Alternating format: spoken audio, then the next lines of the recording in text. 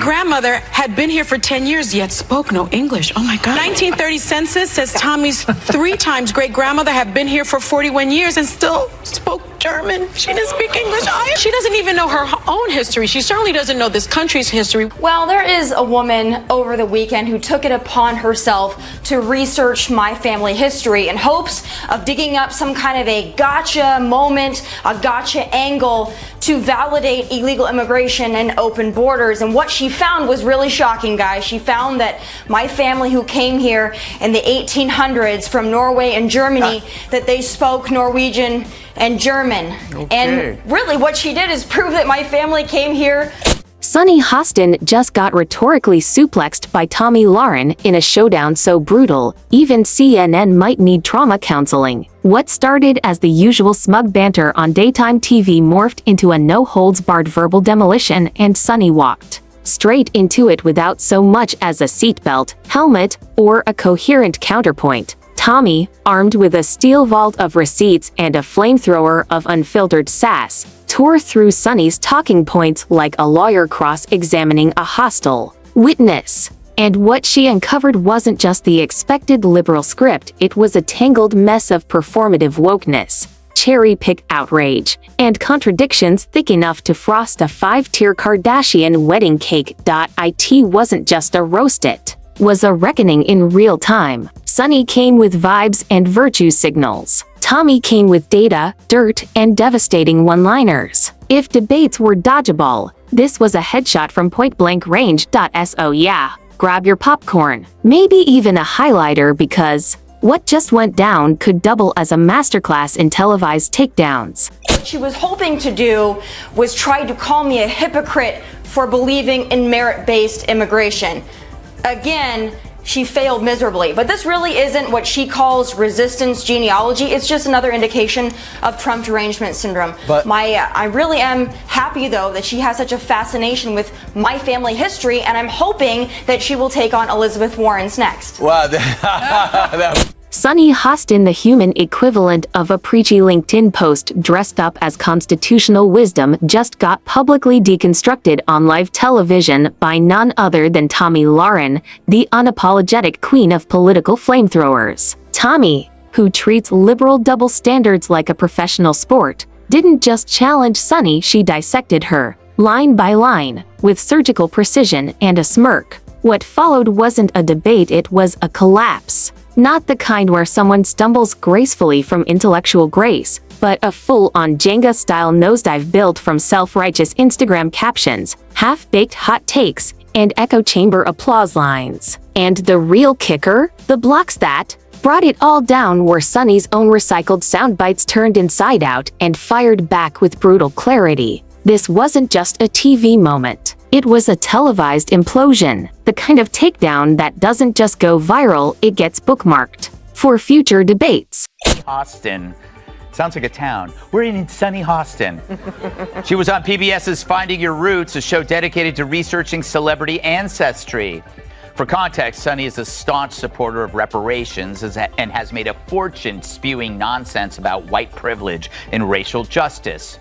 Well, turns out she's not as oppressed as she claims she is. She's actually the descendant of slave owners. Let's not pretend otherwise. Sonny Hostin walks into a room like she's entering a TED Talk no one scheduled. Within seconds, she's mentally scripting a grand monologue destined, in her mind, to reshape civilization. No one requested enlightenment, but she offers it anyway, complete with furrowed brows and the self-importance of someone narrating a biopic about herself. She's the Duchess of Dramatics, the reigning queen of unsolicited lectures, and the high priestess of identity politics, garnished with just the right pinch of moral superiority. Every sentence starts with, "as a woman of color," and ends with something so pompous it could be mistaken for a sketch on Saturday Night Live. And then come the interruptions, heavy sighs, loaded glances, and a solemn preamble on systemic injustice, only to follow up with commentary so muddled it leaves viewers more confused than inspired.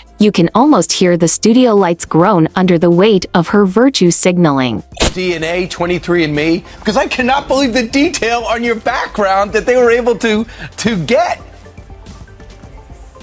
Well, I don't have to. She did all the research for me, so I'm sure my family is very appreciative. What about Joy saying, though, what are your skills? It's beyond research. It is personal. It is mean.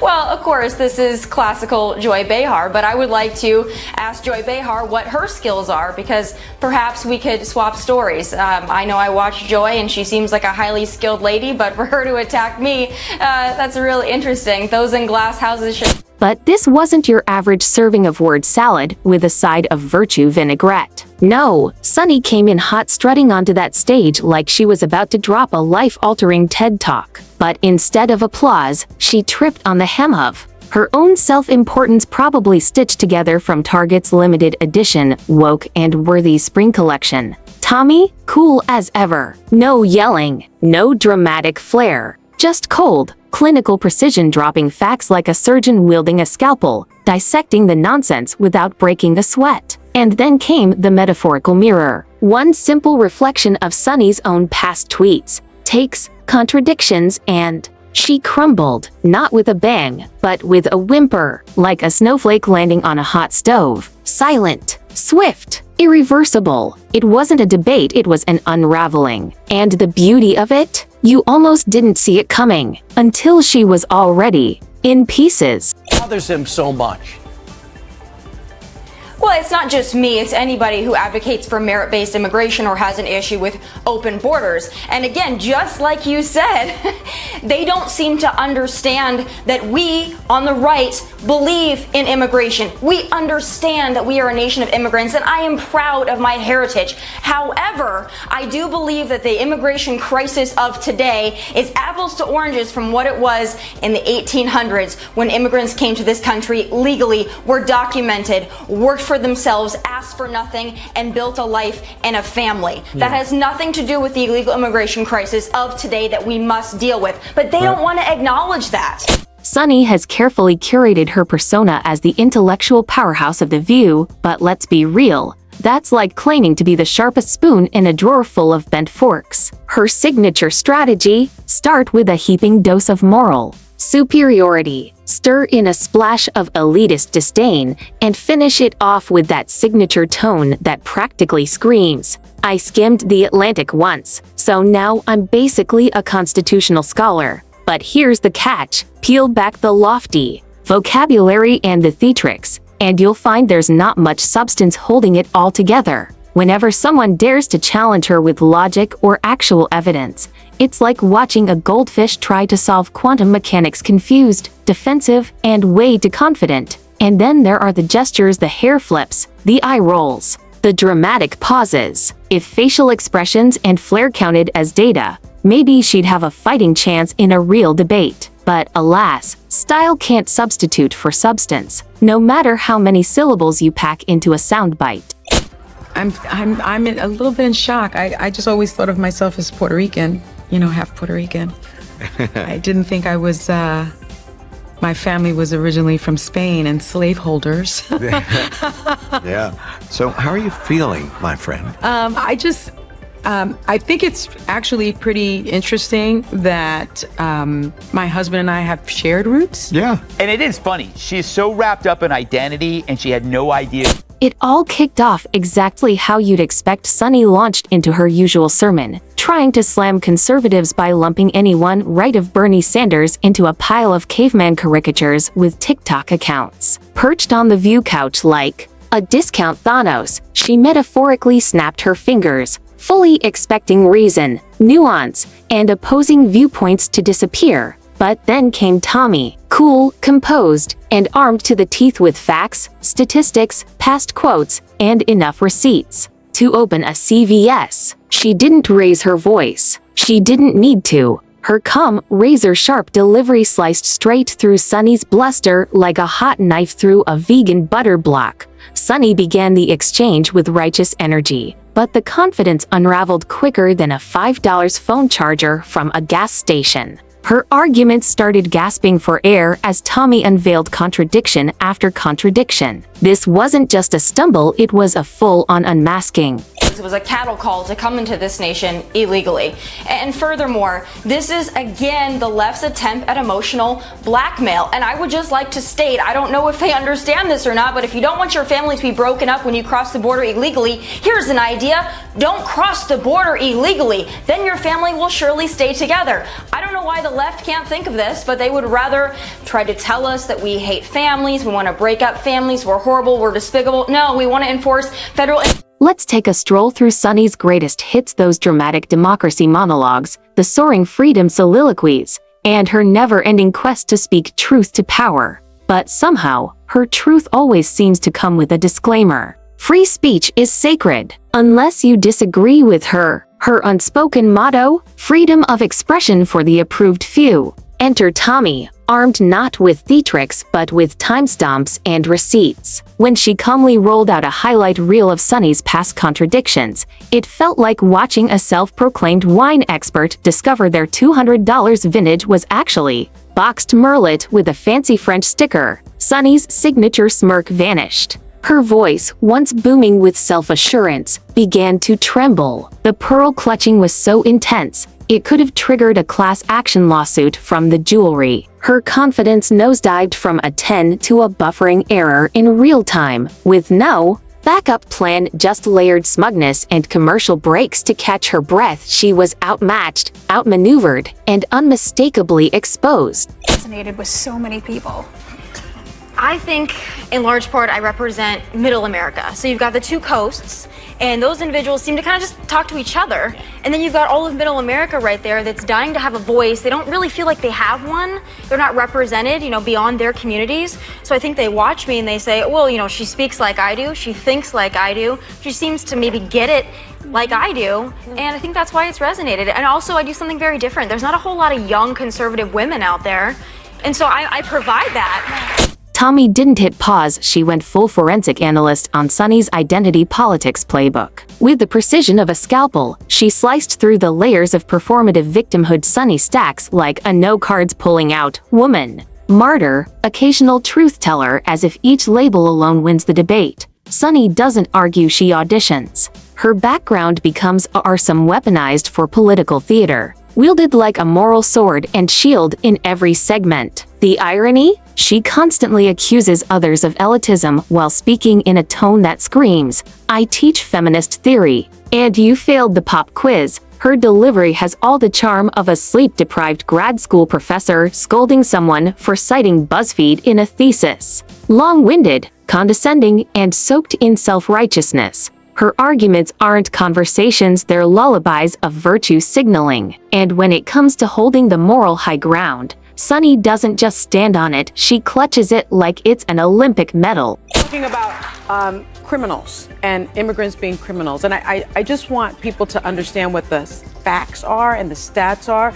is that undocumented immigrants are much less likely to have committed crimes than American citizens. American citizens commit more crimes than anyone who is undocumented. I also want to make the point that an undocumented immigrant is not a criminal because he or she is undocumented. That is a civil offense. So to call people illegals is, in and of itself, I think, xenophobic. When Tommy held up the mirror of virtue and turned it squarely back on Sunny, the illusion cracked. With calm precision, she exposed Sunny's selective principles, not with outrage, but with icy clarity. Sunny reached for her usual fallback, the well-worn phrase, as a woman of color, expecting it to serve as her shield, her immunity card. But Tommy didn't flinch. She wasn't playing that game, and she wasn't buying the script. Instead, she calmly unfolded contradiction after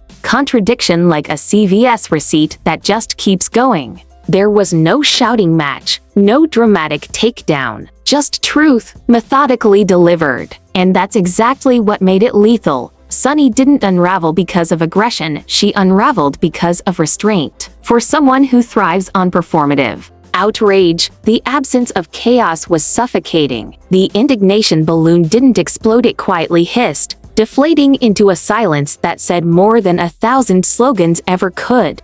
If Democrats really want to die on the hill of bringing back plane loads of criminal, illegal alien gang members... But you haven't proven that they're criminals. Please, that's the problem. Be my guest. Honestly, like, look, I will be the first one to say if there is a criminal, if there's a gang member in this country, someone who has committed any crime, big or small, get him out. Sure, I'll absolutely concede that. We don't need criminals in this country. But if you're talking about somebody who you don't know because you haven't afforded them due process, then you can't just make that claim. But the fact remains, President Trump is not only securing our border, but he is deporting criminal, illegal aliens. And if Democrats want to stand in the way of that, and they want to tell their constituents, hey, vote for us in the midterms, vote for us in 2028, we'll make sure that the criminal aliens come back, far be it for me to stand... Here's the thing about building a public persona on smug sound bites and surface-level activism: it works until someone dares to ask, got a source for that? And when that moment comes, eye rolls and moral grandstanding don't just fall flat, they implode.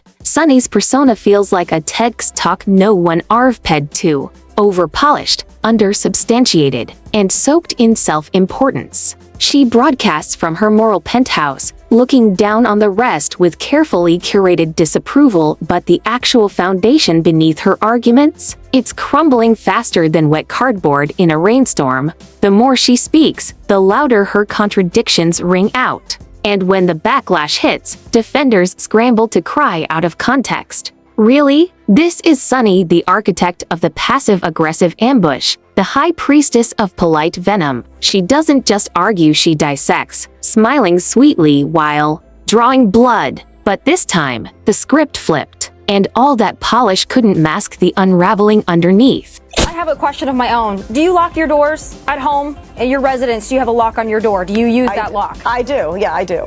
You have an alarm? And why is that?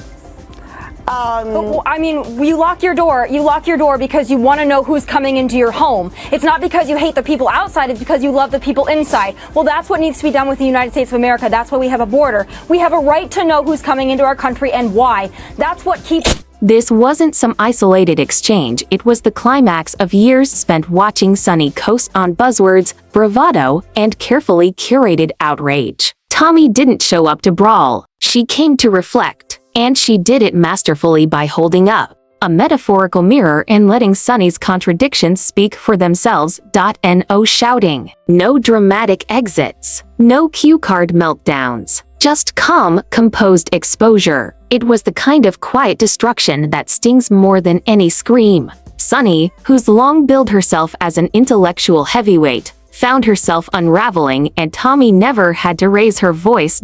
As fans rushed to spin a new narrative, the reality stayed rooted. Sunny wasn't defeated by aggression or theatrics. She was undone by clarity, consistency, and a level of restraint that hit harder than any headline.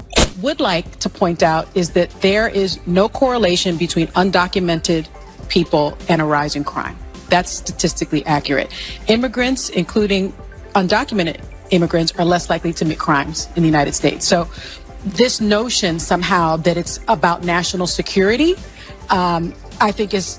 Sunny's signature phrase, "What's important to understand," usually signals the start of a long, winding avalanche of self-righteous monologues packed with buzzwords and performative depth. But this time, no one was buying it. Her buzzword bingo card was already maxed out, and the usual applause lines that once landed with studio flair echoed into silence. The real audience, the one online, the one that rewinds receipts, had already stopped clapping. Tommy didn't need zingers or raised volume. She simply stood still and let Sunny's narrative cave in on itself. No explosions, no theatrics, just a quiet collapse like a building, giving way brick by smug brick, not from a wrecking ball, but because the structure was hollow all along. Would believe differently. But you know what, Alyssa, the woman.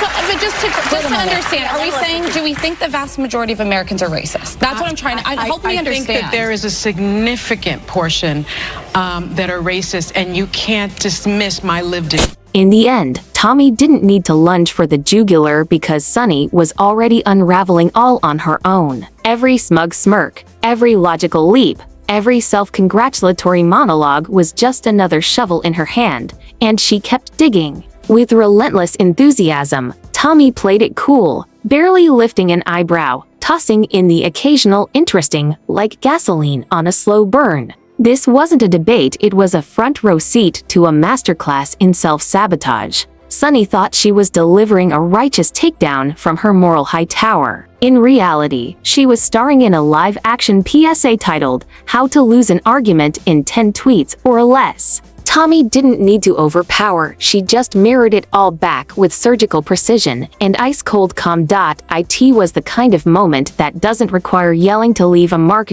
So, if you're tired of elite media figures collapsing under the weight of their own sanctimony, hit that like button harder than Sunny clutches her pearls. And for more unfiltered takedowns, brutal clarity, and zero apology commentary, stick with Woke Watch Daily, where we don't just observe the news. We dismantle it, one contradiction at a time.